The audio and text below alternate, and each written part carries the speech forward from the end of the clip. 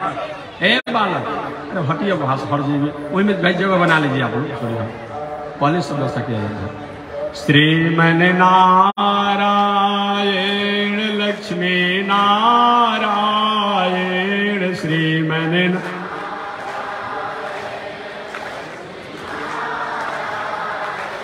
श्रीमन नारायण नारायण नारायण श्रीमन नारायण नारायण श्रीमन नारायण जगमोदारायण श्रीमन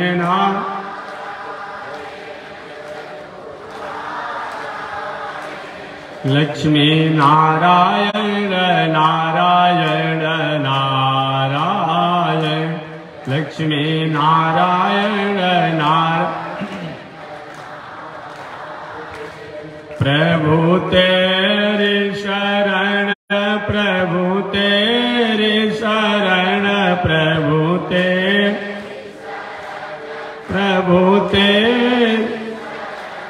राम जी तेरी शरण श्याम जी तेरी शरण राम जी ते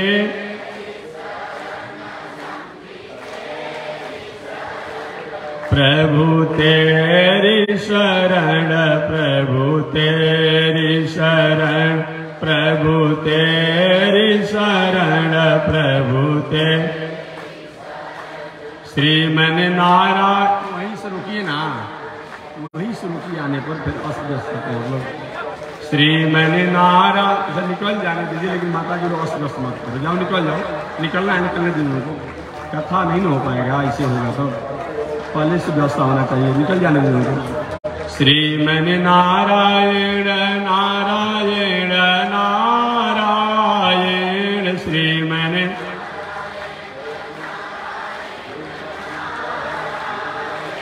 लक्ष्मी नारायण नारायण नारायण लक्ष्मी नारायण नारायण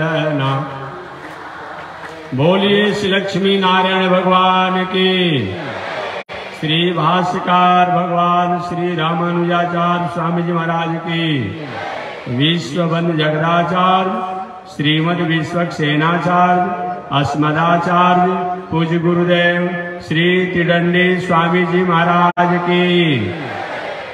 हरि ओम। शांति शांति शांति।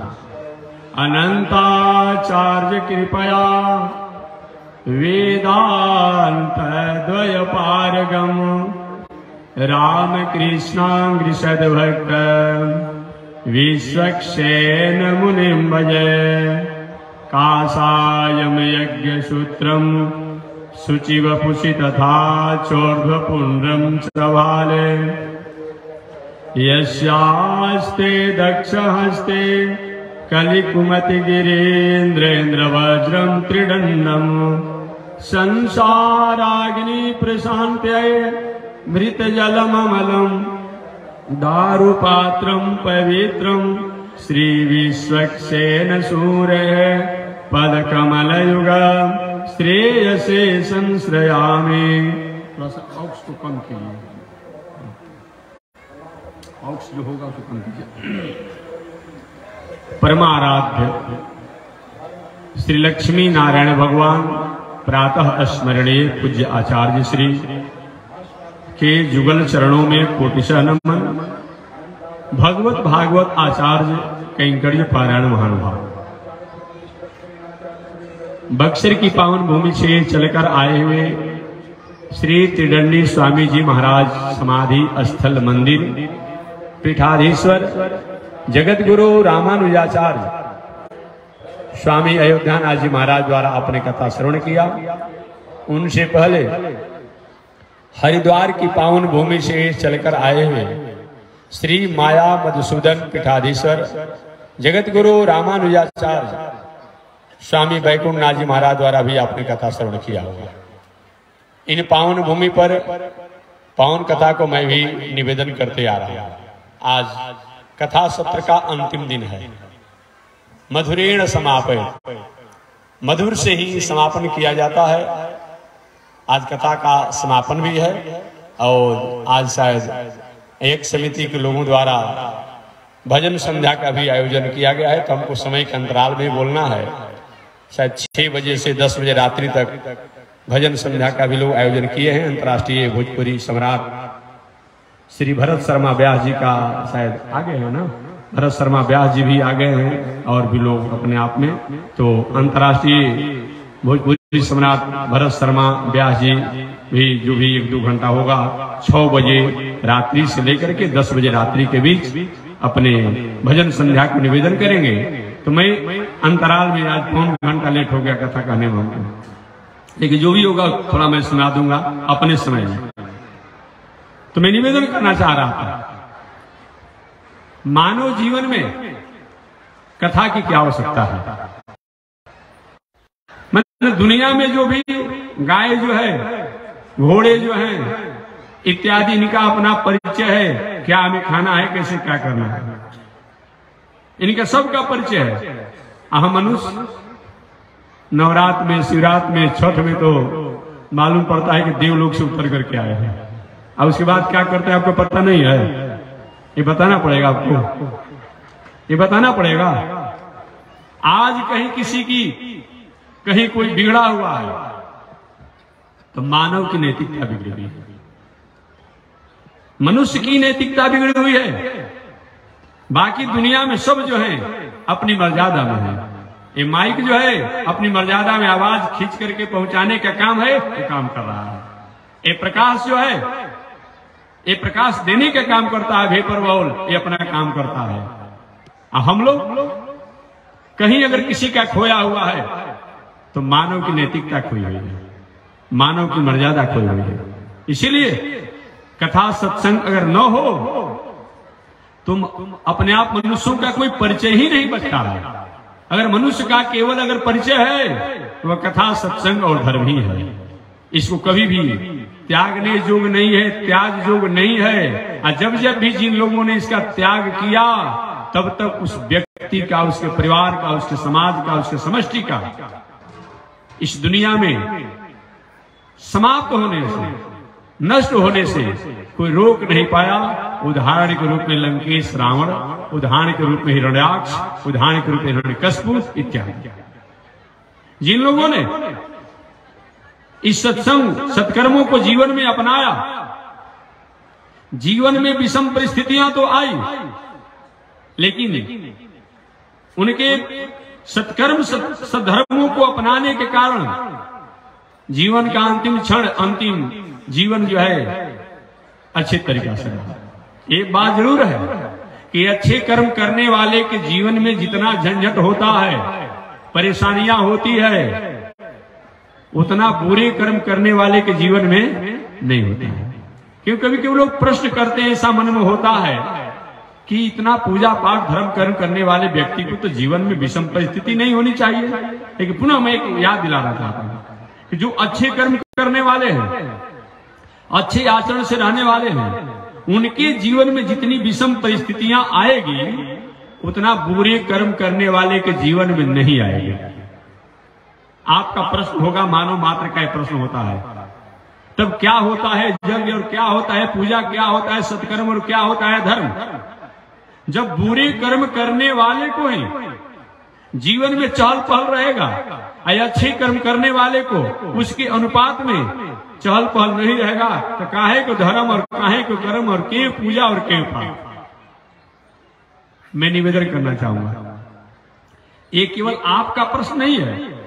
इसी प्रश्नों को एक समय राजा परीक्षित श्री सुखदेव जी महाराज से किए थे।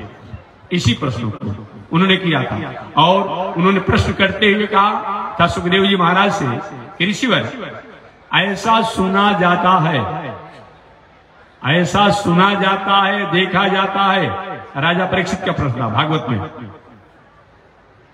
कि शंकर जी की आराधना, देवतांतर की आराधना, भैरव की आराधना, भूत पिशाच की आराधना और अनेक प्रकार से वाम तंत्रों की द्वारा जैसे लोग जितनी ऊंचाई और चहल पहल में जाते हैं वैसे नारायण के भक्तों को नहीं देखा जाता है। श्री सुखदेव जी महाराज थोड़ी सी तो राजा परीक्षित के प्रश्नों को सुनकर के उदास हो गए। कहीं मैं परम श्रेष्ठ भागवत कथा को सुनाने में कहीं कृपणता तो नहीं कर दिया, कहीं अनाधिकारी को भी सुनाने के लिए संकल्पित तो नहीं हो गया, मन में उनकी अपने आप में ये लहर दौड़ गई। ऐसा प्रश्न अमरण अनशन में बैठा है यह राजा और हमारे भगवान के प्रति इसकी ऐसी भावना। संत महात्मा भी किसी प्रकार के लोगों द्वारा उथल पुथल होता है, थोड़े से स्थिति में होते हैं, लेकिन पुनः अपने स्वरूप में ही रहते हैं। सुखदेव जी महाराज ने कहा कि परीक्षित कहां से तुमने जाना, कैसे तुमने जाना, कहां तुमने पढ़ा है कि भगवान के भक्त अपने आप में उस तरीका से धन संपत्ति ऐश्वर्य के अधिकारी नहीं होते हैं जैसे कि देवतांतर के रूप में भैरव इत्यादि पिशाच इत्यादि की आराधना करके प्राप्त करते हैं। शायद तुमने समझने में कृपणता किया है। सुखदेव जी ने कहा अंतर जरूर होता है कि भगवान के भक्त जो होते हैं, भगवान जो होते हैं अपने भक्तों को ठोक करके ठेठा करके समझ करके तब व्यवस्था करते हैं, और जो होते हैं बस कुछ ही देरों में अपने आप में बरमब्रूही वरदान मांग कहते हैं आपने। और हमारे सुखदेव जी महाराज ने भस्मासुर की कथा सुना। किसकी? भस्मासुर की। कि लोग क्या करते हैं, ये पूजा तो करते हैं और जो प्राप्त होता है तो उसी द्वारा अनिति अन्याय अधर्म कर लगते हैं। परिणाम क्या होता है, जो देवता द्वारा जो प्राप्त होता है वही देवता उनको विनाश करने के लिए संकल्पित हो जाते हैं। आपने सुना होगा शिव विरंच पूजे बहु भांति। रावण ने ब्रह्मा जी और शंकर जी को बहुत पूजन किया था, कभी भुजाओं को काट कर, कभी सिरों को काट करके पूजन किया था। लेकिन ब्रह्मा जी का महत्व समझता था रावण, शंकर जी का महत्व समझता था। आप तो कहीं महाराज समझता था, रोज पूजा करता था शंकर जी का? नहीं, पूजा तो जरूर करता था लेकिन गरिमा को नहीं समझता था। एक बार पूछा गया कि शंकर जी को क्या समझते हो, तो लंकेश रावण ने कहा शंकर जी को मैं वैसा ही समझता हूँ कि शंकर जी पार्वती जो कैलाश को एक परीक्षा में अपनी उंगली पर उठा लिया था। ये कथा आप नहीं जानते हैं। पार्वती तो कुछ देरों के लिए विचलित हो गई, ये क्या हो गया?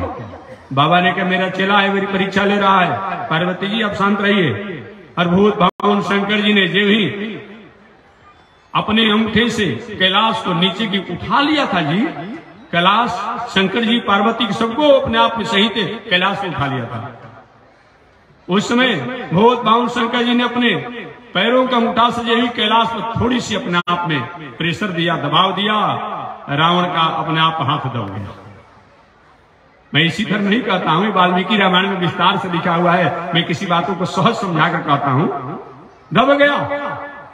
अब दबने के बाद खड़ा करना, रोने लगा, चिल्लाने लगा, इसीलिए उसका एक नाम रावण हो गया। रावण शंकर जी के थोड़ी सी अपने आप में अपने स्वभाव को कैलाश पर प्रभावित किए, रावण का हाथ दब गया और बहुत प्रयास किया, उस पर्वत से अपने आप मुक्त नहीं हो पाया। बहुत बाउन शंकर जी का बेटा अहंकार करता है, मैं शंकर जी को और कैलाश को अपने उंगली पर उठा लेता हूं, क्षमा मांगा। बहुत बाउन शंकर जी है, माफ कर दिए। ब्रह्मा जी से के बारे में पूछा गया, ब्रह्मा जी को क्या मानते हो? लंकेश रावण ने कहा ब्रह्मा जी को तो मैं ही मानता हूं कि बूढ़े हो गए हैं। जैसे आजकल के लोग हैं, जिस घर के विभाग को द्वारा सब कुछ प्राप्त किया और थोड़ी सी उनकी अनुकूलता की बात नहीं हुई, कहेंगे बाबा के दिमाग हल्का हो गया है, इन्हें कहेंगे। और थोड़ा नालायक होते कहेंगे बस बाबा के दिमाग पगला गया है, इन्हें कहते हैं लोग। और क्या कहते हैं? उसकी हाल रावण की है। ये लोग जो होते हैं यही उनकी हाल होती है। ये देवतांतर ऐसे जो पूजन करने वाले होते हैं, इनकी ही हाल होती है। लेकिन जो भगवान का भक्त होता है वो न कहीं निर्धन होता है, नहीं अपने आप में कहीं अव्यवस्थित होता है। हाँ, भगवान खूब ठटा करके और समझ बुझ करके व्यवस्था करते हैं। उदाहरण के रूप में सुदामा को जो संपत्ति मिला, क्या कोई दुनिया में ले सकता है? क्या प्राप्त कर सकता है? इतिहास गवाह है। रावण को मिला अब उसके जीवन में ही समाप्त हो गया। हिरण्याक्ष को मिला, हिरण्यकशिपु को मिला, उसके जीवन में ही समाप्त हो गया। वही हनुमान जी जिनको हम लोग कहते हैं कि शंकर सुनत्यादि कहते हैं ना, तो वहीं ब्रह्मा जी जामवान बन गए और वहीं शंकर जी हनुमान बन गए। और एक तरफ से वरदान भी दिए लोग और दूसरी तरफ से रावण को सब कुछ तहस नहस में कर दिए। यही होता है। परंतु भगवान के भक्तों के साथ ऐसा नहीं होता है। एक तो भगवान पहले जल्दी देते नहीं है, आप देते हैं तो जो हमेशा हमेशा के लिए वो याद रहता है। ये तो मैं बता दूं। चलिए एक बात और भी निवेदन करूं। आपने देखा होगा घर में एक लायक लोग होते हैं, एक नालायक घर में लड़का होता है। नालायक लड़का अगर 12 बजे दिनों तक सोता है, कोई पूछने वाला होता है कहीं सोते हुए हैं? लोग सोचते हैं कि 2 बजे नहीं, बोले 4 बजे शाम तक सोतेगा तो अच्छा रहेगा, क्योंकि जगने के बाद झगड़ा विवाद प्रसाद करेगा। अब वहीं वो घर का जो अच्छा व्यवस्था करने वाला हो, मर्यादित हो, आदर करने वाला हो, वो कहीं एक दिन अपने आप पे रोज अगर 4 बजे जग जाता है, 5 बजे जग जाता है, 6 बजे जग जाता है, एक दिन कहीं 8 बजे जगेगा, क्या हो गया था? क्यों ऐसे हो गया था? उसे पूछते हैं क्यों? कि जानते हैं किसी पर सब कुछ भार है। तो यदि किंचित भगवान के भक्तों के साथ उन तरीका से उस रफ्तार में अगर नहीं देखा जाता है, तो भगवान कहते हैं मैं अपने भक्तों को थोड़ा समझ करके बुझ करके यकीन और ध्यान करके करता हूं, अतः थोड़ी सी कुछ विलंब होती है। जो बिना परीक्षा के कोई काम किया जाता है वो अपने आप किसी तरह से हो जाता है। मिट्टी के पात्र जमीन से कोड़ कर लाइए और अपने गान दीजिएगा, उसी मिट्टी के पात्र को जो पात्र बनाना होगा तब, अब बनने के बाद पकाना होगा तब, उसमें तो अपने आप समय लगेगा ही लगेगा। ऐसा जानकर कभी भी ये मत कहिए कि और जो होते हैं आजकल होता है थोड़े थोड़े कहीं किसी कामों को लेकर थोड़ा बढ़ गया, गलत तरीके से विषय कहने में थोड़ा डर लगता है आज के परिवेश में। अब रास्ते में चलते हैं, कहीं कहीं पढ़ने को मिलता है दयालु जी का मुर्गा का फार्म कृपया पधारी। नाम लिखा है दयालु जी, काम क्या हो रहा है? मुर्गा का फार्म खोला गया है, सुअर का फार्म खोला गया है, मछली का फार्म खोला गया है। क्या करते हो भाई? दयालु नाम को क्यों कलंकित कर रहे हो? दयालु नाम का मतलब यही होता है, तो उनको तो अपने आप करोड़ों में होवे करेगा।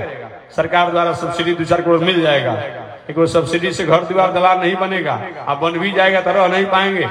यही बनाकर डेंटिंग पेंटिंग करके जब ठीक होगा तो डॉक्टर साहब कहेंगे हार्ट भी फेल, किडनी भी फेल, लीवर भी फेल, जाइए रही बनाई सब्सिडी लीजिए। नहीं टिक पाता है, नहीं रह पाता है। अनीति अन्याय अधर्म से कहीं जीवन को जीना चाहते हैं, बहुदिन तक हरे भरे नहीं रहेंगे, चहल पहल नहीं रहेंगे। कुछ समय के लिए तो थोड़ा सा अपने आप पे चहकता में रहेंगे, लेकिन उसका रिवेट और रिटर्निंग अच्छा नहीं होता है। याद रखिएगा, हमेशा मैं कहता हूं कि अनीति के वृक्ष पर पाप के फल के सुख का स्वाद अच्छा नहीं होगा। अनीति के वृक्षों पर पाप के फलों को अगर स्वाद लेंगे तो कुछ समय के लिए तो थोड़ा सा हरा भरा चहल पहल रहते हैं, लेकिन वह अस्थायी रूप में ठीक नहीं होता है। ये विचार करना चाहिए। तो मानव जीवन हमें केवल और मामले में हमारे से पशु पंछी अच्छे हैं। नीतिकारों ने भी कहा है, आहार निद्रा भय मैथुनम च समान में तत्। आहार निद्रा, केवल भोजन करना हमारा परिचय नहीं है। अगर भोजन करने के लिए परमात्मा इस संसार में हमें भेजे होते तो हमें हाथी बना देते, दिन भर भोजन करते रहो। हाथी के सामने भोजन डाल दे, दिन भर खाते रहता है। इसी के लिए हम आए हैं। आहार निद्रा, केवल शयन करने के लिए संसार में हम नहीं आए हैं। और सोने के लिए केवल आए होते, अजगर सांप भगवान बना दिए होते कि बस लेटे रहो। आहार निद्रा भय मैथुनम च, केवल संतानोत्पत्ति के लिए संसार में नहीं आए हैं। इसके लिए तो अनेक जीव जंतु हैं जो अनेकों संतान को जन्म देते रहते हैं। और भयभीत भी नहीं होना चाहिए। जो होने वाला है वो हो करके रहेगा। क्या चीज? जो होने वाला है वो हो करके होगा, और जो नहीं होने वाला है वो कभी नहीं होगा। ऐसा विचार करते हुए हमें अनीति तो नहीं करना है, अन्याय तो नहीं करना है, अधर्म तो नहीं करना है, लेकिन भय भी नहीं करना है। इसके लिए संसार में हम नहीं आए हैं। ये तो पशु पंछियों में है अपने आप में। तो हमारा स्वरूप क्या है? धर्मो ही एको अधिको विशेष, यही मानव की पहचान है। धर्म मनुष्य से अगर अलग कर दिया जाए तो मनुष्य में और पशुओं में बहुत अंतर नहीं है। अब यहाँ पर प्रश्न हुआ कि धर्म किसे कहा जाता है? गंगा में डुबी लगाना भी धर्म है, तीर्थ व्रत करना भी धर्म है, यज्ञ आदि करना भी धर्म है, पूजा पाठ करना भी धर्म है, कथा सत्संग होना भी धर्म है। लेकिन केवल इतना ही धर्म नहीं है। धर्म का मतलब होता है घ्रियते पतने इति धर्म। हम गिर चुके हैं, हम गिर रहे हैं, हम गिरने वाले हैं। जिनको धरने के बाद, जिनको पकड़ने के बाद, जिनको सुनने के बाद, जिनको समझने के बाद, जिनको स्वीकार करने के बाद अब हमारे जीवन में गिरावट की कोई गुंजाइश नहीं हो, कोई संभावना नहीं हो, उसका नाम धर्म है। दूसरे शब्दों में धर्म की व्याख्या आत्मनः प्रतिकूलानि, वह आचरण, वह व्यवहार जो आपके लिए प्रतिकूल हो, आपके लोगों के लिए प्रतिकूल हो, आपकी मर्यादा आबरू के लिए प्रतिकूल हो, परेशान वो दूसरे के साथ न समाचरित, वो आचरण न करे, यह धर्म है। अर्थात आपको कोई चूना लगा देता है, धोखा देता है, आपके मन में उदासी होती है कि हमको अमुक व्यक्ति ने धोखा दे दिया, तो दूसरे को भी आप चूना मत लगाइए, धोखा मत दीजिए, इसी का नाम धर्म है। आपकी बेटी बहू के प्रति आपकी बेटी बहू के प्रति किसी दूसरे का निगाहें गलत होता है तो मन में आपको उदासी होती है कि हमारे प्रतिष्ठा से खिलवाड़ कर रहा है, तो आप दूसरे की बेटी बहू के प्रति गलत निगाहों की व्यवस्था मत कीजिए, मत उसमें रहिए, इसी का नाम धर्म है। आप रास्ते में जा रहे हैं, ठेस लगा, कहीं चोट लगा, अंगुली कट गया, खून गिर रहा है, कष्ट होता है, कहीं इन्फेक्शन मत हो जाए, तो बकरा के या मुर्गा के भी मूड़ी ऐंठ करके पेट में हजम मत कर जाइए। आपको खून थोड़ा सा गिर गया, अंगुली से कट गया तो कष्ट हो रहा है, उन जीवों को काट कर खा जाते हैं। अब बहुत बड़ा धर्मात्मा बने हुए हैं, कहते रहते कि हम नवरात्र भी करते हैं, शिवरात्र भी करते हैं। यही नवरात्र का मतलब होता है, यही शिवरात्र का मतलब होता है। व्रत माने होता है प्रतिज्ञा। अगर आप नवरात्र व्रत करते हैं, शिवरात्र व्रत करते हैं, छठ व्रत करते हैं, तो व्रत शब्द का अर्थ होता है प्रतिज्ञा। प्रतिज्ञा माने संकल्प। संकल्प का मतलब क्या होता है? जो बीत गई सो बात गई, अब ना नशानी अब ना नशई हो, जो हो गया गलती से हो गया, अब हमारे जीवन में नहीं होगा, ऐसा विचार कर बुरे कर्मों को त्याग करना और अच्छे आचरण को जीवन के प्रैक्टिकल प्रयोग में लेना, इसी का नाम व्रत है, इसी का नाम व्रत है। तो धर्म का मतलब आत्मना प्रतिकूलानि, आपके लिए जो व्यवहार आचरण प्रतिकूल हो वो दूसरे के साथ भी मत कीजिए, इसी का नाम धर्म है, इसी का नाम कर्म है, इसी का नाम पूजा है, इसी का नाम साधना है। ऐसा अगर हमने कर लिया तो हर व्यवहार ही हमारी पूजा हो जाती है, साधना हो जाती है, आराधना हो जाती है। ऐसा अगर नहीं करते हैं तो सही में हमने धर्म को नहीं समझा। और तीसरे शब्दों में धर्म को परिभाषित अगर हम करना चाहें तो उपनिषद के अनुसार, नारद परिव्राज को उपनिषद के अनुसार 10 आचरण या 10 व्यवहार अगर मनुष्य के जीवन में आ जाता है तो मनुष्य धार्मिक कहलाता है उपनिषद के अनुसार। उसमें कौन कौन? धृति, क्षमा, दमु, अस्तेयम, शौच, मिंद्री निग्रह, ये बताया गया है। सबसे प्रथम धृति की बात आती है। धृति किसे कहते हैं? जीवन में कितना भी विषम परिस्थिति आवे, आपत्ति विपत्ति आवे, अच्छे कर्मों को त्याग नहीं करना, अब बुरे कर्मों की तरफ पैर नहीं बढ़ाना, ये धार्मिक व्यक्ति की पहचान है। आज लोग करते क्या है, अच्छा काम करते हैं, किसी को नवरात्र, छठ, शिवरात्रि, हनुमान जी के मंदिर में जाने का, हनुमान चालीसा पाठ करने का रोज का नियम है, और कहीं किसी प्रकार की अनुकूलता अनुसार काम नहीं हुआ, घर में कोई विषम परिस्थितियां आ गई, कोई घटना घट गया, अब हमारे यहाँ में तो महात्मा जी अपने आप में नवरात्र नहीं सहता है, शिवरात्रि नहीं सहता है, रामनवमी नहीं सहता है, छठ नहीं सहता है, बहुत तो ऐसा कहते हैं। तो हम पूछते रहते उन महोदय लोग से कि भाई ये आप नहीं सहता है, क्या सहता है हमको बता दीजिए। घर में सोना सहता है ना, घर में खाना सहता है, ऐसे कोई घर होगा कि नहीं होगा जिस घर में लोग भोजन किया होगा रात में सोते रह गया। कहिए कि हमारे घर में सोना नहीं सहता है, भोजन करना नहीं सहता है, कहीं तबीयत खराब हुआ हॉस्पिटल में गए अब वही रह गए, क्योंकि हमारे यहाँ रोग होने पर दवा करना नहीं सहता है, डॉक्टर के यहाँ दिखाना नहीं सहता है। ऐसा तो हमको एक भी लोग नहीं मिला जो कह दे कि हमको नहीं सहता है। वो आपने सहा लिया ना कि नहीं सहाया, ऐसा हुआ होगा नहीं हुआ होगा कि कहीं दवाई कराने गए, दवा भी खाया फिर भी रोग ठीक नहीं हुआ, चले गए दुनिया से। क्योंकि हमारे यहाँ कितना भी रोग हो जाएगा, अब हमको वैद्य से दिखाना, हॉस्पिटल में डालना, डॉक्टर से दिखाना और दवा खाना सहता नहीं है, तब ना मानेगा वो नहीं सहता है। अब उसी दिन कहीं 1 लाख अच्छे का जाएगा तब सह जाएगा, तो लौटा देंगे, लौटा देंगे। कहीं लड़का हो जाएगा तो बाहर निकाल दिएगा लड़का को, नहीं नहीं, ये धार्मिक व्यक्ति की पहचान है।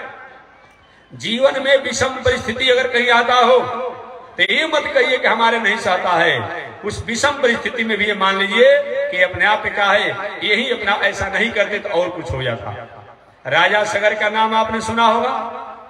राजा सगर के 60,000 पुत्र एक यज्ञ के आयोजन के अवसर पर थोड़ी सी उनके द्वारा गलती हुई और 60,000 पुत्र राजा सगर के कपिल मुनि जी की तेज के प्रभाव से अपने ही उदासी कर्मों के कारण इस दुनिया से चले गए।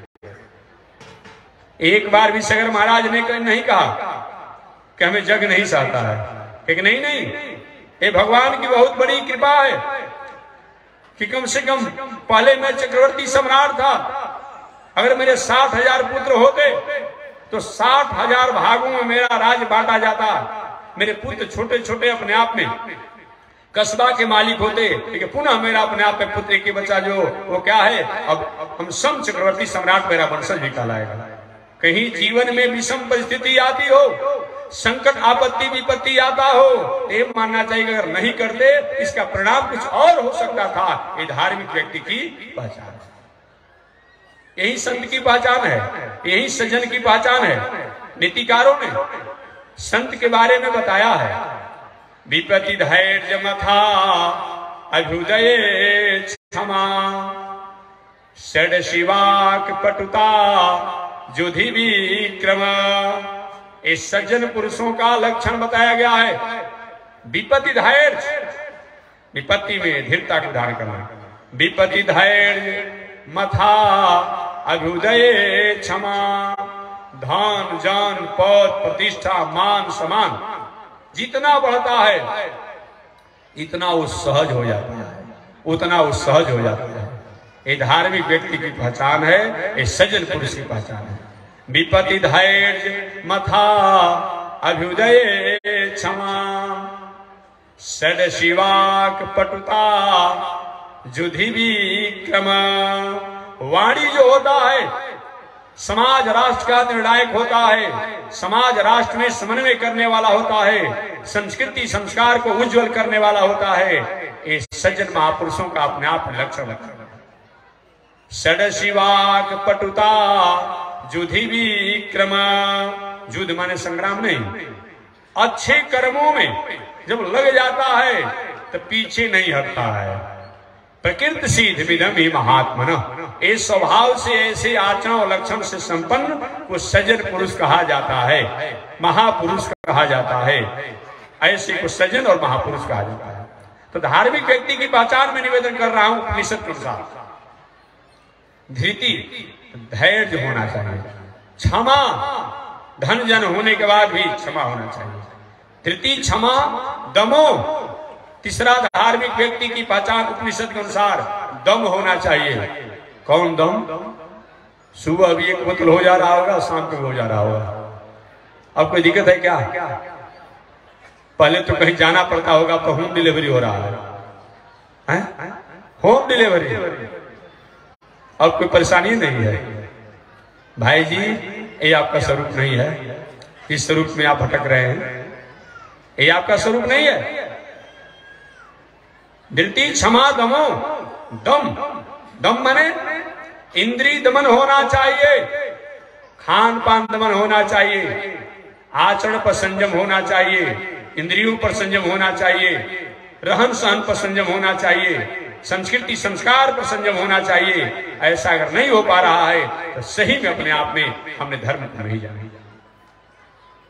धृति क्षमा दमो अस्तेय, चोरी जबरदस्ती अनीति अन्याय द्वारा धन संपत्ति को संचय संग्रह करने की कोशिश नहीं करना, ये धार्मिक व्यक्ति की चौथा पहचान और लक्षण है। धृति क्षमा दमो अस्तेयम, शौच, पांचवा धार्मिक व्यक्ति की पहचान शौच। शौच माने पवित्रता। शौच माने क्या होता है? पवित्रता। एक बार एक जीके नॉलेज की इंटरव्यू लेने वाले एक शिक्षक ने पूछा एक बालक से, पढ़ा लिखा था, थोड़ा समझने में उसको दिक्कत। वाणी भी पवित्र होना, वस्त्र भी पवित्र होना, इंद्रिय भी पवित्र होना, इसी का नाम है। ऐसे नीतिकारों ने कहा है कि हम और आप शरीर की पवित्रता जो है साबुन सरफ जल मिट्टी द्वारा किया जा सकता है, शरीर की पवित्रता है। वस्त्र की पवित्रता भी जल साबुन सरफ से किया जा सकता है, और नेत्र की पवित्रता महापुरुषों के दर्शन से आराध्यों के प्रति, उपास्यों के प्रति अपने आप में जो आराध्य हैं उनके प्रति अपने आप जो हमारे उपास्य हैं उनके प्रति श्रद्धा समर्पण से होती है। कान की पवित्रता केवल अश्लील रसिक शब्दों को सुनने से नहीं, बल्कि कान द्वारा उन परमात्मा के गीतों के, उन गोविंद के शब्दों को सुनने से होती है। सिर की पवित्रता चंदन केवल लगाने से नहीं, जो सिर महापुरुषों के सामने झुका नहीं, इसकी कोई पवित्रता नहीं होती है।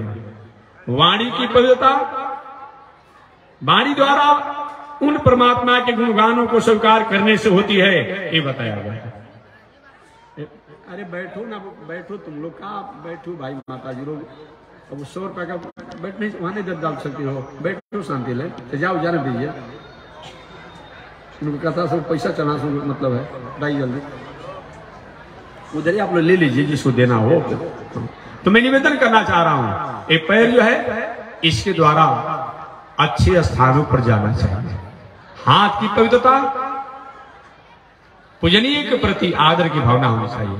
और धन की पवित्रता, जो आपके पास धन है, कभी कभी समय पा करके इस धन को अपने आप में दान पुण्य करना चाहिए। आवश्यकतामंदों को आपके पास परमात्मा ने कृपा किया है, धन दिया है, इसका कहीं न कहीं आवश्यकतामंदों को सहयोग कीजिए, याद रखिएगा। बताया गया है भिक्षुक नैव भिक्षन्ति, क्या चीज? भिक्षुक नैव भिक्षन्ति। भिक्षुक जो होता है केवल भीख ही नहीं मांगता है, ये जानिएगा। ये भिक्षा मांगने वाले जो होते हैं वो केवल भिक्षा नहीं मांगते हैं, उनका भी शरीर हमारे आप जैसा होता है। वो क्या करता है?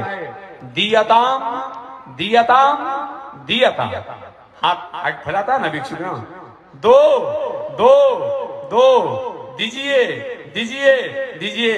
कहता है कि सुनिए, मेरा भी शरीर सुंदर है, मैंने दिया नहीं था, आज प्रणाम है कि शरीर तो सुंदर है, लेकिन खाने का, पहनने का, रहने की व्यवस्था नहीं है। मैं दियताम दियताम दियताम कर रहा हूं, दो दो दो, अर्थात तुम भी नहीं करोगे तो तुमको इसी तरह से होना पड़ेगा। भिक्षुक नहीं, वो भिक्षण। भिक्षुक जो है केवल भीख नहीं मांगता है, हम संसार के लोगों को उपदेश भी देता है। इसलिए भगवान ने आपको कृपा किया है। कहीं भगवान ने लक्ष्मी दे दिया तो लक्ष्मी दिया हो तो उसको आवश्यकता मंदों को सहयोग करो। किसी कन्याओं का विवाह कराना हो, भगवान ने कृपा किया हो, वो असमर्थ लोग हो, वहां कुछ कर दीजिए। कोई पढ़ने वाले अपने आप विद्यार्थी हो, पढ़ने में अपने आप में कुशाग्र हो, उनको सहयोग कर दीजिए, पुस्तक इत्यादि दे दीजिए अपने आप में। किसी के घर द्वार दलान, दवा औषधि, वस्त्र इत्यादि जो जैसा आवश्यकतामंद हो उसको अपने आप में अपने धन द्वारा सहयोग करिए। ये धन की पवित्रता है। अन्यथा धन कमाने में बहुत श्रम है और बहुत प्रकार के ऊपर नीचे करना पड़ता है, 23-5 करना पड़ता है, 19-20 करना पड़ता है। अतः धन की पवित्रता तब होती है जब उस धन को कहीं परमार्थ में सार्वजनिक में लगाया जाता है। अन्यथा धन की 3 गति होती है, आप जानते होंगे, जानते होंगे सब। धन की 3 गति होती है। सबसे प्रथम धन अगर भगवान ने कृपा किया है आ जाए हो जाए तो धन द्वारा पहले तो उसको आप भोग माने उपयोग, घर द्वार दलान मकान गाड़ी घोड़ा कपड़ा लाता ये सब अच्छा होना चाहिए। ये नहीं कि आज से 20 वर्ष पहले अपने आप में वैसा ही अपने आप पहनते थे, बस धन हो गया है, देह महक रहा है, आप न नहाते हैं न कपड़ा पहनते हैं। ऐसे भी वो तो होता है, धन है न खाएगा न खिलाएगा, मर जाएगा अपने आप में। धन हो गया है, सुंदर कपड़ा भी पहनना चाहिए, मकान भी होना चाहिए, गाड़ी घोड़ा भी होना चाहिए। ये सब क्या है? ये क्या है? इसका उपयोग, ये धन का उपयोग है, जिसको अपनी भाषा में भोग कहते हैं। ये प्रथम है, ये होना चाहिए। और दूसरा क्या है? इससे भी और धन हो तो दान भी करना चाहिए। दानम दुर्गति नाशनम, ये दान ही एक ऐसा है कि मनुष्यों के दुर्गति को समाप्त करता है। छोटे से छोटे कम से कम भी अगर सत्पात्र को हमने दान दे दिया है तो दान का स्वीकृत होता है। आपने सुना होगा द्रौपदी जिस समय दुशासन के कुचक्रों के कारण और दुर्योधन की कुबुद्धि के कारण बेइज्जत की जा रही थी, अमर्यादित की जा रही थी। एक तो नारी, दूसरा में ऐसा दुशासन। जब दुर्योधन द्वारा संग्राम तक हो गया, जिसमें कुंती माता से भगवान श्री कृष्ण ने पूछा, महाभारत में आया है, बुआ जी कौरवों का कुचक्र तो बहुत बड़ा विचित्र है, बहुत बड़ा विस्तार है, क्या होना चाहिए? कुंती माता ने कहा, गोविंद क्या करना है राज, क्या पद से मतलब है, क्या धन से मतलब है? आधे जीवन मेरे पुत्रों का पांडवों का बीत गया, मेरा भी जीवन बहुत कुछ बीत गया, कुछ समय शेष है, हम किसी तरह से गुजार लेंगे, हमें राज नहीं चाहिए, हमें धन नहीं चाहिए। लेकिन जब मैं घटनाओं को याद करती हूं, कुंती माता ने कहा, जब मैं घटनाओं को याद करती हूं कि मेरी अपने ही घर की बहू को और अपने ही लोगों द्वारा और अपने ही सभा में जब बेइज्जत किया जा रहा था, उसकी लज्जा को, उसकी मर्यादा को, उसकी गरिमा को, उसके स्वरूप को, उसकी संस्कृति को, वो घटना जब याद आती है तो होता है कि नहीं नहीं, संग्राम तो होना ही चाहिए।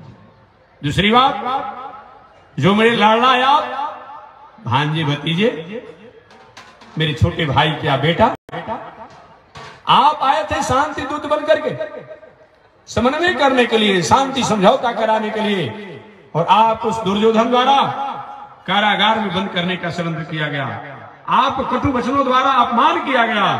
उस घटना को जब याद करते गोविंद तो होता है कि महाभारत होना ही चाहिए। दुर्भाग्य है, एक द्रौपदी की लज्जा को रक्षा करने के लिए महाभारत संग्राम हो गया, और उस महाभारत संग्राम में 1 अरब 66 करोड़ 20 लाख 10,000 नरसंहार हुआ। इतना बड़ा नरसंहार अभी तक के अपने आप में संग्राम में ऐसे कोई मर गया अपने आप में, लेकिन इतना बड़ा नरसंहार एक युद्ध में महाभारत संग्राम हुआ था। कितना? 1 अरब 66 करोड़ 20 लाख 10,000 लोग मारे गए। 10,000 लोग लापता हो गए, पता ही नहीं चला। मात्र 10 ही लोग महाभारत संग्राम में बच गए थे। उसे 5 पांडव, कृष्ण भगवान, कृतवर्मा, सात्विकी, अश्वत्थामा, अश्वत्थामा और एक कृपाचार्य जी, बस यही लोग लगभग बचे थे और बाकी सब लोग अपने आप मारे गए थे। याद रखिएगा।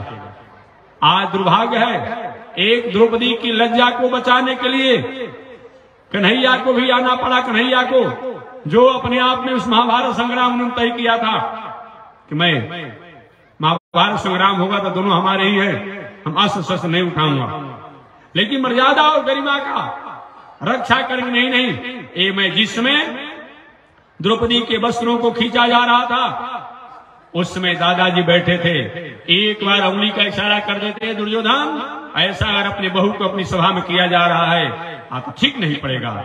मजाल थी दुर्योधन की, दुस्साहस था अपने आप में, और दुशासन और कर्ण को ललकारता, लेकिन सभा में बैठे थे भीष्माचार्य महाराज और अपने ही बहू को अपनी सभा में लज्जा मर्यादा को अपने आप में भ्रष्ट किया जा रहा था, अपने आप में समाप्त किया जा रहा था, और लोग सुनते रह गए, देखते रह गए। लेकिन आज दुर्भाग्य है कि हम आज अपने ही घर में अपने ही बहू को अपने आप में मर्यादा को, लज्जा को दूर करते चले जा रहे हैं। आज दुर्भाग्य है, विवाह के अवसर पर आजकल के लेटेस्ट एजुकेटेड कहलाने वाले लोग हैं, कहते हैं देखिए भैया अपना विवाह तो मैं करूंगा, लेकिन विवाह में क्या करता है, 10 गो 20 गो 50 लोग आता है देखने की लड़की को, आता है लोग, और उसमें भी कोई कहता है बात करेंगे तो कोई कहता है कुछ करने के लिए। अब बताइए, पहले ही आपने अपने बहू की पर्दा को, मर्यादा को, गरिमा को समाप्त कर दिया, अब बाद में उसको बहू बनाना चाहते हैं, कहते हैं कि झगड़ा करती है।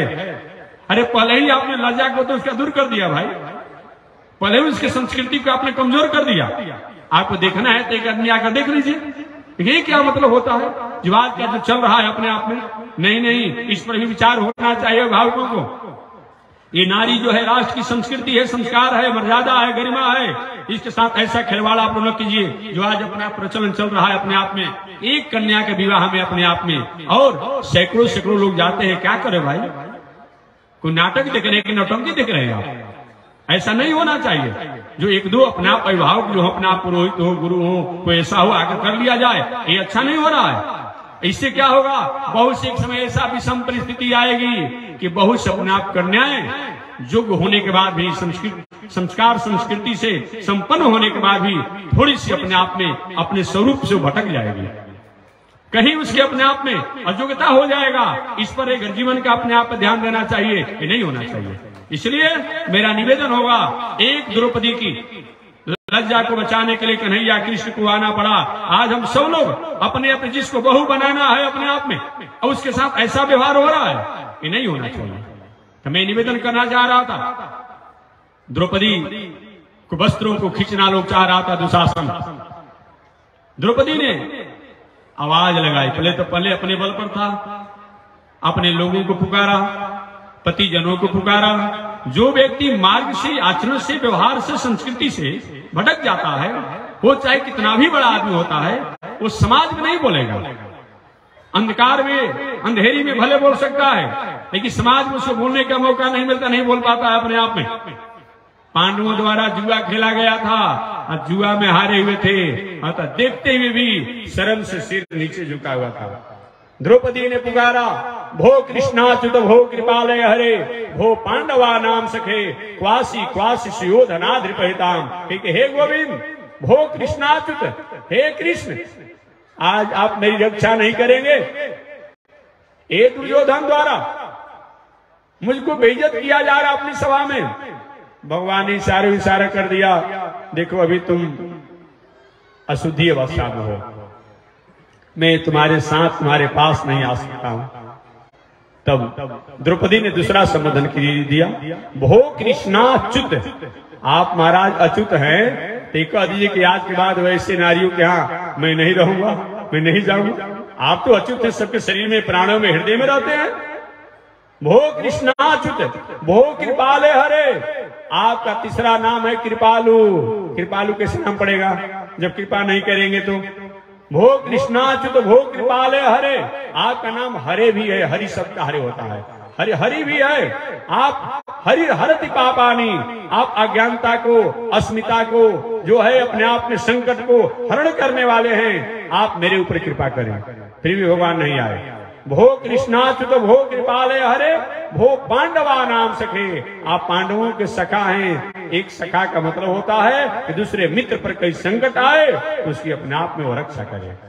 भगवान आए और आकर के ये नहीं कहे कि बहन मैं तुमको अपने आप साड़ी दे रहा हूं। जिस पर जैसा संकट हो उसके अनुसार उसका सहयोग करना, यही नहीं होना चाहिए। अब भगवान आए नहीं, वस्त्रावतार के रूप में ही हो गए। आपको पता नहीं है अपने घर में नारियों को कितना आप कपड़ा देते हैं? 5 मीटर का देते हैं कि 10 मीटर का देते हैं? पांडवों को पता नहीं था और लोग को पता नहीं था। दुशासन वस्त्रों को खींचते खींचते थक गया। दुर्योधन कहते कहते थक गया, लेकिन पता ही नहीं चला कि हो क्या रहा है, हो क्या रहा है। एक केवल दान का ही तो परिणाम है, यही मैं कहना चाह रहा था। एक केवल दान का ही तो फल है।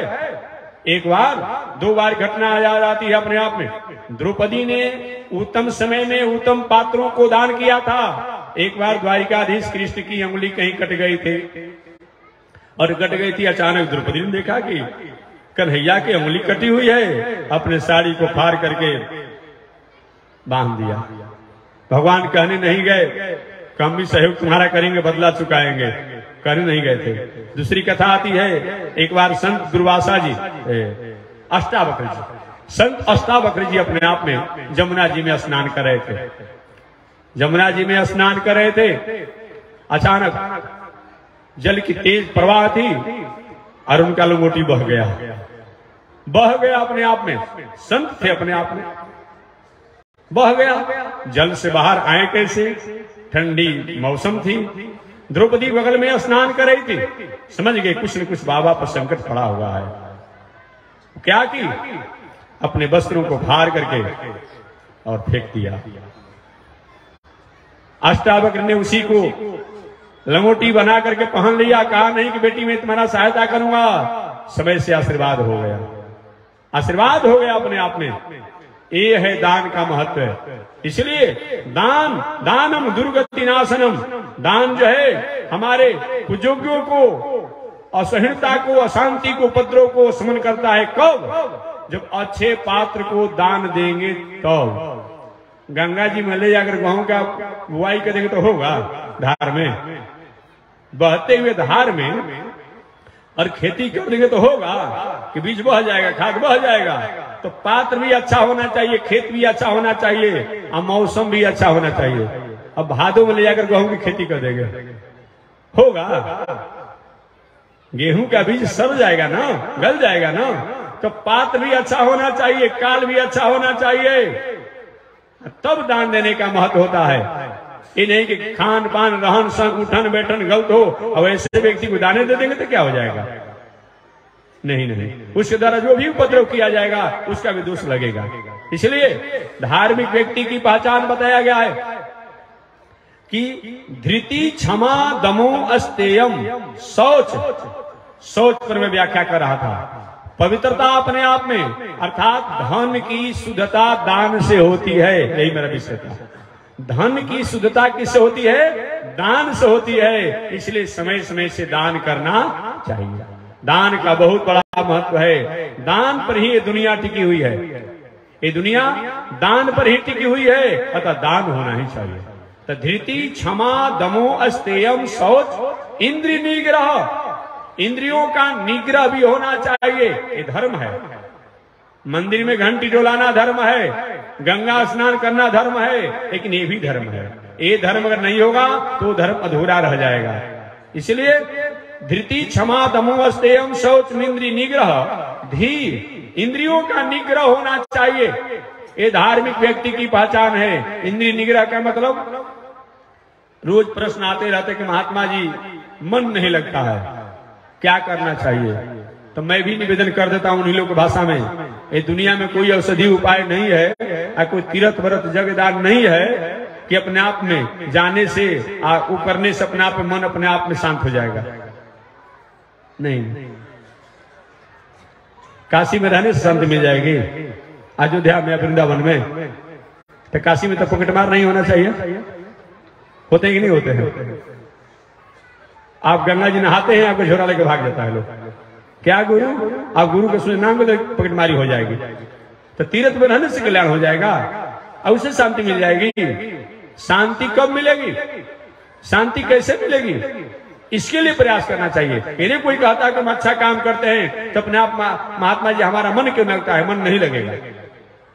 इसी मन को लगाने के लिए तो भगवान श्री कृष्ण को श्रीमद् भगवत गीता के माध्यम से 700 श्लोकों से अर्जुन को समझाना पड़ा। और जब समझा दिए, अर्जुन भी यही प्रश्न किए थे, गोविंद आप कहते हैं कि मन मना भव मत जाजिनम, मेरे में मन लगाओ। भगवान अर्जुन से कहा था, कहे कि चंचल से ही मन कृष्ण, उन्होंने कहा था कि हे गोविंद ये चंचल मन जो है, इस मन को शांत कैसे किया जाए। तो भगवान ने कहा था कि मन मना भव, मेरे में मन लगाओ, मेरे को जानो, मेरे को स्वीकार करो। अर्जुन कहे प्रभु जब मन मेरे पास है ही नहीं तो लगाऊं कहां से।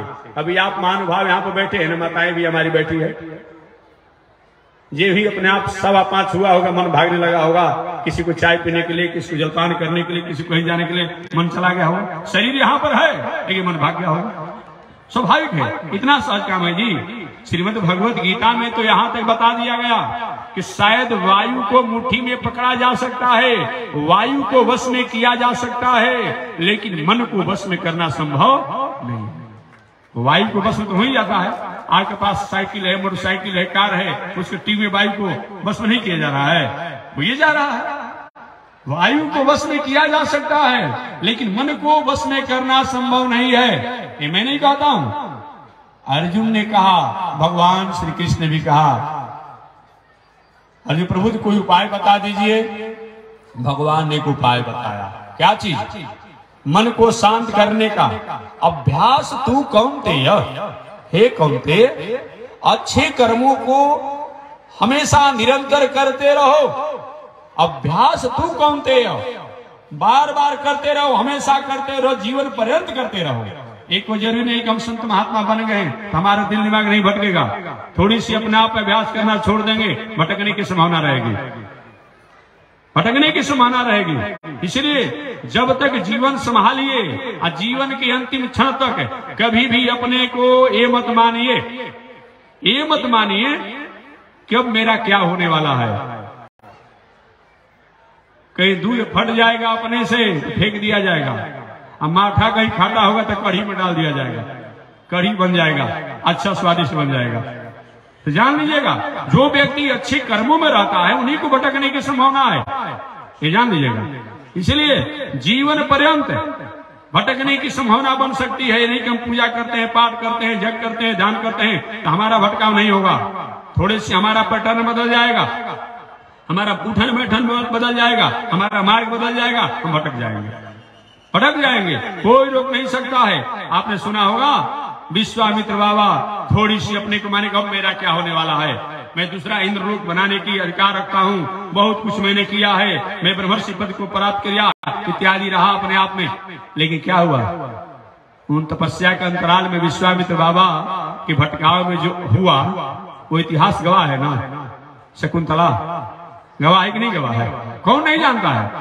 इसलिए भरथरी महाराज ने, आपने नाम सुना होगा भरथरी जी का, वो जो विक्रमादित्य जी के भाई थे, जिसके नाम पर विक्रमीय संवत जो चलता हमारे सनातन धर्म में, विक्रमीय संवत, वो विक्रमादित्य जी के भाई भरथरी महाराज थे।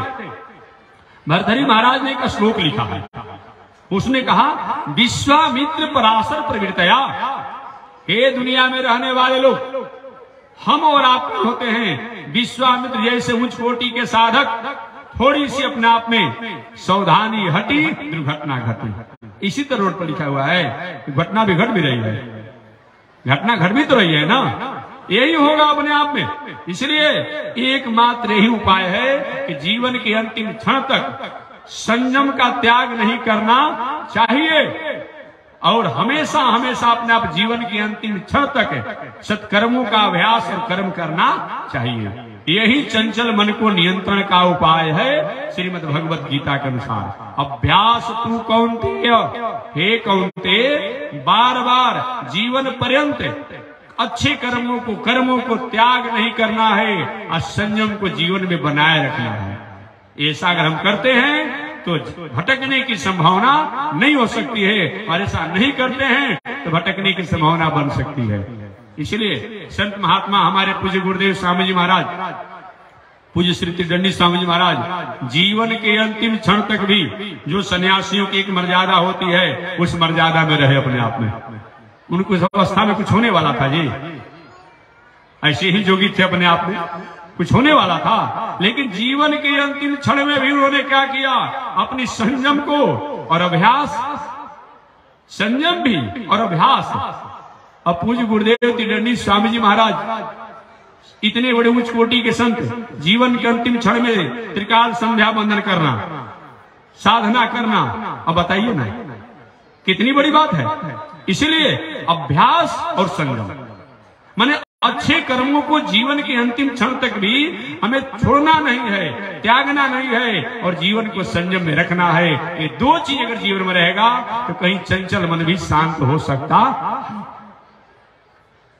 इसी प्रश्नों पे एक बार एक संत थे, हमेशा मैं कहता हूं बनारस में एक संत थे, बहुत उच्च कोटि के संत थे, साधना की ऊंचाई पर पहुंचे हुए थे। जहां वो संत जी अपने आप रहते थे उनके आश्रम के बगल से वहीं पर एक वेश्या का भी घर था। रोज गंगा स्नान करने जाते थे। वो वेश्या अपने आप, जब महात्मा जी गंगा स्नान करने जाते तो द्वारे, उसका रास्ते पर ही द्वार था, घर था। कहते ए बाबा, ये तुम्हारा दाढ़ी जो है असली है कि नकली है? महात्मा जी उसकी बातों से हैरान हो जाते, क्या बोल रही है भाई? मुस्कुरा करके महात्मा जी आगे बढ़ जाते। पुनः जब स्नान करके लौट करके आते, वही बात तो, बाबा मैंने पूछा ना तुमसे, तुम्हारी दाढ़ी असली है कि नकली है? तुमने जवाब नहीं दिया। महात्मा जी पुनः अपने आप में हंसते हुए लौट, बोलते ही नहीं अपने। करते करते लगभग 30-40 वर्ष बीत गया। जब से पूछना शुरू किया था तब से 30-40 वर्ष बीत गया जी, और रोज वही बात पूछी जब हटाती अपने आप में। महात्मा जी जवाब नहीं देते। संयोग से दिन महात्मा जी पंचभौतिक शरीर को त्याग दिया, मृत्यु हो गई। उनके शव अपने आप में जाने लगे, उसी गली से जाना था। महात्मा चला गया। मैंने तुमसे पूछा था ना कि तुम्हारी दाढ़ी असली है कि नकली है, और मेरे बिना जवाब को दिए तुम जा रहे हो। महात्मा साधक थे, ऊंचाई पर पहुंचे थे। ओह क्या कि महात्मा जी जा रही थी लाश, और उसी अपने आप में क्या है, वो डोली पर बैठ गए। क्या पूछा तुमने? सब लोग आश्चर्य हो गए, अरे ये तो मृत्यु को प्राप्त कर गए थे भाई, तो बैठ गए। साधक थे अपने आप में। क्या पूछा तुमने? कि बाबा क्या पूछा नहीं, पहले से पूछती चली आ रही हूं कि तुम्हारी दाढ़ी असली है कि नकली है। कहीं कि महात्मा ने क्या किया, अपने दाढ़ी पर हाथ फेरा, कहा कि मेरी दाढ़ी असली है। वेश्या ने कहा इतना ही बात बताना था तो 40 वर्ष क्यों लगा दिया? कह सकता था तुम उसी समय भी, 40 वर्ष क्यों लगा दिया? महात्मा ने कहा बेटी, मुझको अपने पर विश्वास नहीं था, मुझको अपने इंद्रियों पर विश्वास नहीं था, इसलिए मैं तुमसे नहीं तुम्हारा जवाब दे पा रहा था कि मेरी दाढ़ी असली, माने आप अच्छे हैं कि मैंने भटके हुए हैं, तो इसीलिए मैं नहीं कह पा रहा था। लेकिन अब मैं ताली ठोक करके जा रहा हूं और तो मैं जा रहा हूं कि मैंने जब से जीवन संभाला और अभी तक मैंने कहीं मार्गों से भटका नहीं, मैं इंद्रियों को कहीं खोया नहीं, इंद्रिय संयम में रहा, अतः मेरी दाढ़ी असली है। ये होता है बड़ा आदमी, ये होता है कि जीवन के अंतिम क्षण तक अपने आप संयम को छोड़ता नहीं है और हमेशा अभ्यास और सत्कर्मों में लगा रहता है। इसी का नाम क्या है? इंद्रिय संयम। तो धर्म के 10 लक्षण में बता रहा था, धृति, क्षमा, दमो, अस्तेयम, शौच, इंद्रिय निग्रह। यही इंद्रियों का निग्रह है। देखना इंद्रियों के न घोड़े भगे, रात दिन इन पर संयम के कोड़े पड़े, अपने रथ को सुपथ पर बढ़ाते चलो, कृष्ण गोविंद गोपाल घात इच्छा। ये इंद्रिय संयम का मत होता है। तो धृति, क्षमा, दमु, अस्तेयम, शौच, इंद्रिय निग्रह, धी। कुछ लोग कहते हैं कि महात्मा जी हम खाते पीते नहीं हैं, लेकिन पार्टी में जाते हैं तो 1-2 बोतल हो जाता है। ऐसा लोग कहता है कभी हमसे। मैं निवेदन करना चाहूंगा महानुभावों से, आप हर पार्टी, सभा, सोसाइटी में जाइए। मनुष्य एक सामाजिक प्राणी है, वो समाज में ही रहेगा। कहाँ जाएगा भाई? कहीं ब्याह में जाना है, शादी में जाना है, उत्सव में जाना है, आप जाइए। मनुष्य एक सामाजिक प्राणी है, आप जाना मैं रोक नहीं रहा हूं, लेकिन आप अपना सद्गुण वहां नहीं बिखेर रहे हैं, तो वहां का कचरा क्यों अपने पास रख रहे हैं? ये मत कीजिए, आप जाइए। मैं जाने पर रुक नहीं लगा रहा हूं कि जब जहां जाते हैं उसी में बहने लगते हैं। क्योंकि मैं देखता हूं कि विवाह शादी के अवसर पर कुछ ऐसे बूढ़े लोग होते हैं जो कभी सोचा नहीं जा सकता है, वो भी खा पी करके अपना पैसा नाश करता है अपने आप में। कहते हैं कि विवाह का अवसर है। नहीं, हमेशा इंद्रियों को संयम रखिए।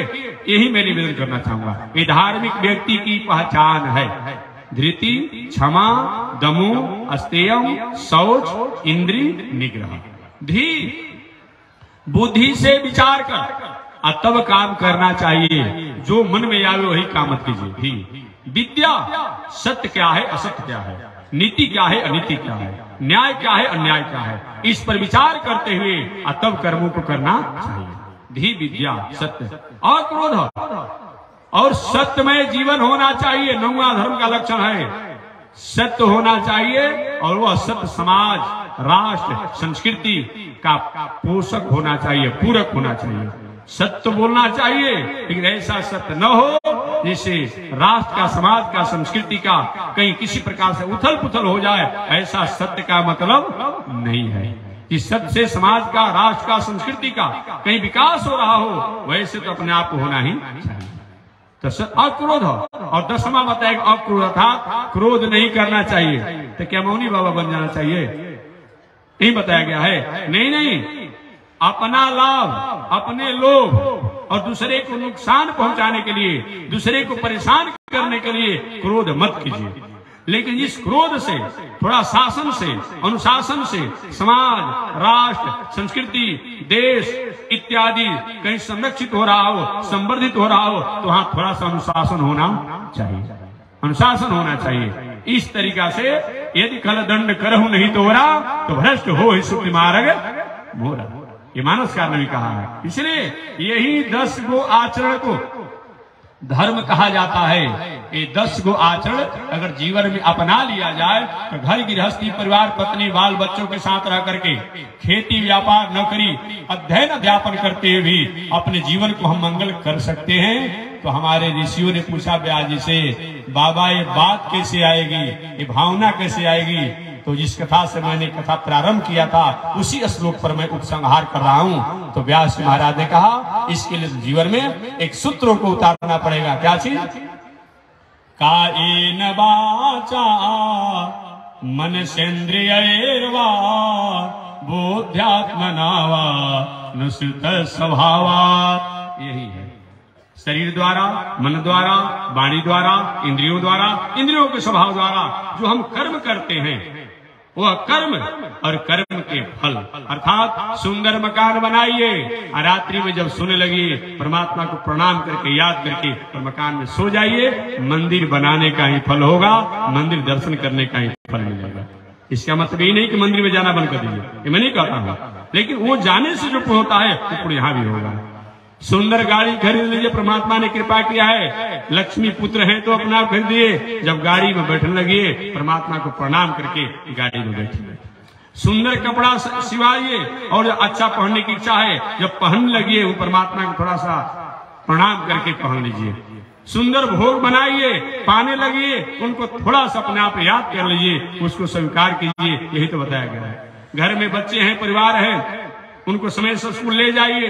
जाते समय के प्रभु आपने हमें गिफ्ट दिया है, हमें पुरस्कार दिया है, मेरा परिवार है, ऐसा भगवान का पुरस्कार मान करके उन बच्चों को शिक्षा संस्कार दे रहे हैं। यही धर्म है, यही मानव धर्म है।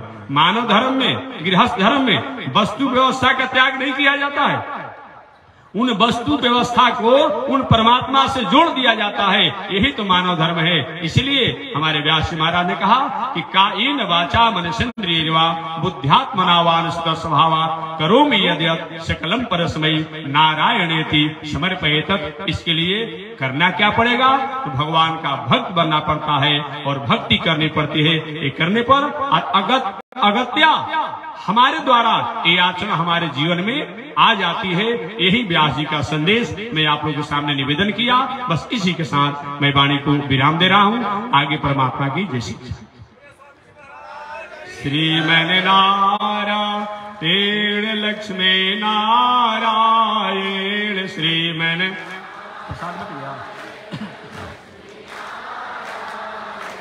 श्रीमन नारायण नारायण नारायण श्रीमन नारायण नारायण।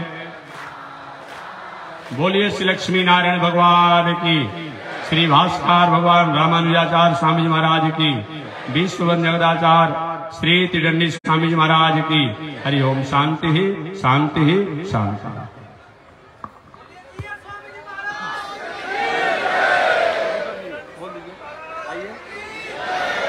दीपक बोलाई ना, नहीं तुम बोल दो, सब भोजन बोल दीजिए